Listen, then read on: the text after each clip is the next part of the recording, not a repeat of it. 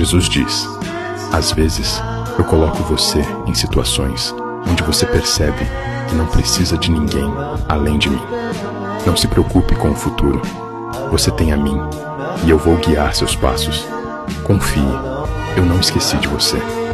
Meu tempo é diferente do seu, mas tudo está trabalhando a seu favor.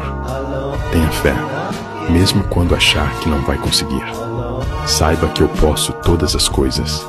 Alegre-se sempre, ore sem cessar e dê graças em todas as circunstâncias, pois essa é a minha vontade para você em Cristo Jesus.